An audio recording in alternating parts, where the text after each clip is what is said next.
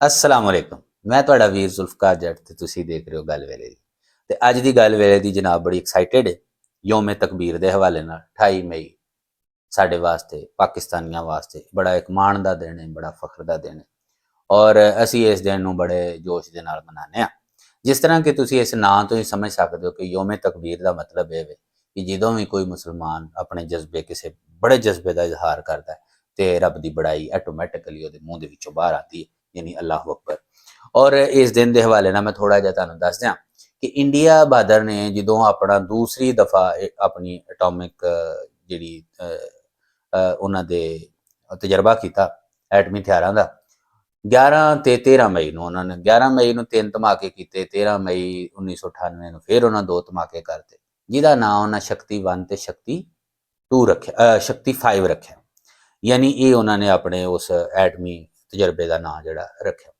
अच्छा हुण उस वेले जरूरी ये हो गया सी कि चूँकि इंडिया पाकिस्तान का तुहानूं पता है 47 तो बाद ही वैर चलदा पिया ते उस वैर का तकाजा भी ये सी, उस वैर का हक भी ये बनता सी कि उहदे बदले दे विच उहदे मुकाबले दे विच उहनूं जवाब दिता जाए। लिहाजा उस वेले दी कबीना ने उस वेले साडे जिहड़े प्राइम मिनिस्टर सन मियां मोहम्मद नवाज शरीफ साहब ते उन्हां दी कबीना और साडे साइंसदान जिहड़े कि साडे मत्थे दा झूमर ने जिन्हां ने बड़ी मेहनत की जिहदे विच डॉक्टर अब्दुल कदीर खान, डॉक्टर समर मुबारक मान और बहुत सारे जिहड़े साडे साइंसदान सन, ठीक है, जिन्हां दे नाम ही साडे सामने नहीं आए, जिन्हां दी अनथक मेहनत तो बड़े सालां दी मेहनत तो बाद दे विच उस नतीजे ते असीं पहुंचे कि असीं मुसलमान मुल्कां दे विच पहली इस्लामी रियासत जिहड़े एटमी ताकत बने और ये बड़े माण की गल सी। और इस तरह ही पूरी दुनिया के अंदर इस टाइम असीं 7वीं वड्डी एटमी पावर आ, ठीक है। वो असीं जनाब किया है कि जिहड़ा उन्होंने 11 ते 13 तरीक नूं 5 धमाके करके शक्ति 1 ते शक्ति 5 तक वो लैके गए, असीं जनाब वो पंजां दे मुकाबले दे विच 28 मई 1998 नूं चागी दे मुकाम दे उत्ते बलोचिस्तान के सुक्के पहाड़ां दे विच जनाब असीं 6 धमाके कीते ते उन्नी ही फोर्स दे नाल कीते जिस हिसाब नाल उन्हां कीते और दुनिया नूं दस दिता कि भाई जी गल इह वे असीं अपने मुल्क वास्ते, मुल्क की सलामती वास्ते किसी भी हद तक असीं जा सकते। सो अपनी खुददारी नूं, अपनी खुद मुख्तारी नूं असीं किसी भी लैवल दे उत्ते चैलेंज नहीं करन देंगे। ये माण दा दिन सी, ये फखर दा दिन सी, प्राउड दा दिन सी और अल्लाह ताला ने सानूं सुरखरू कीता। यही वजह सी कि बहुत सारे लोगों ने इस दिन के हवाले नाल बड़े नां तजवीज़ किए और तुहानूं पता है इन मुसलमानां दे अंदर एक जज्बा है कि जदों एक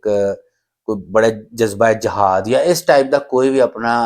जज्बात नूं बयान करना होए जिहदे विच मतलब तुहाडे बड़े जज्बात जवान हो जाए ते असीं रब की बड़ाई नूं बयान करदे। लिहाजा यौमे तकबीर के हवाले नाल जिहड़ियां राय आईयां उन्हां नूं मुकद्दम समझिया गया ते बहुत सारे लोगों ने, किसी एक बंदे ने नां तजवीज़ नहीं सी कीता, बहुत सारे लोगों ने नां तजवीज़ किया। सो इस नां नूं फिर इस दिन की मुनासबत दे नाल रखिया गया तां जे हर साल 28 मई नूं असीं यौमे तकबीर मनाईए जिहदे विच असीं दुनिया नूं इह दस सकीए कि जनाब साडा दिफा जिहड़ा नाकाबिले तस्हीर है, ये हुण कोई भी बंदा फतह दे ख्वाब नहीं देख सकता और खास तौर पर एटमी पावर बनने का मतलब यह कि एक जिम्मेदार रियासत जिहड़ी कि हुण इस तो बाद दे विच जंग की मुतहम्मल नहीं हो सकती। लिहाजा ये कोई भी इस रियासत के नाल जंग का सोचण तो पहला 1000 बार सोचेगा कि जनाब इस रियासत के नाल असीं जंग नहीं करनी। सो अज का दिन बड़ा माण का दिन, बड़ा प्राउड का दिन से साडे वास्ते बड़ा खुशी का दिन। मैं अज भी अपने जिन्ने भी साडे मौसन ने उहदे विच भावें साडियां सिविल हुकूमतां होण जिन्हां जिन्हां ने भी इस काम वास्ते अपना किरदार अदा किया, वो भुट्टो साहब होण, अगे ज़िया-उल हक साहब दे तौर, फिर अगे मियां मोहम्मद नवाज शरीफ साहब ने भी उस टाइम बड़ा प्रैशर सी, ठीक है, जिन्हां दा जिहड़ा क्रैडिट है उन्हां नूं देना चाहिदा कि बड़ा प्रैशर अमरीका की तरफों बड़ा प्रैशर आया लेकिन उसके बावजूद साडे साइंसदानां ने प्लस साडी कबीना ने साडे उस टाइम के प्राइम मिनिस्टर ने डिसीजन लिया और ये साडे वास्ते बड़ी माण की गल है। ते पाकिस्तानी जिथे जिथे भी दुनिया दे विच वसदे ने पे उन्हां नूं इस अज दे दिहाड़े दे हवाले नाल बहुत बहुत वधाइयां, बहुत बहुत मुबारकबाद ते अपनी फोर्सिस नूं और अपने मुल्क के दफाई इदारियां नूं खास तौर पर साइंसदानां नूं जिन्हां ने अनथक मेहनत करके सानू दुनिया के अंदर एक खुददार मुल्क और खुद मुख्तार मुल्क बनने दे विच एक अहम किरदार अदा किया। उन्हां वास्ते भी लायके तहसीन ते साड़ियां ढेर सारियां दुआवां ते अज दी गल वेले दी यौमे तकबीर के हवाले नाल पाकिस्तान जिंदाबाद। दुनिया के जिस कोने ते भी हो हसदे रहो वसदे रहो। अपने जट वीर नूं इजाजत दो, रब रखा।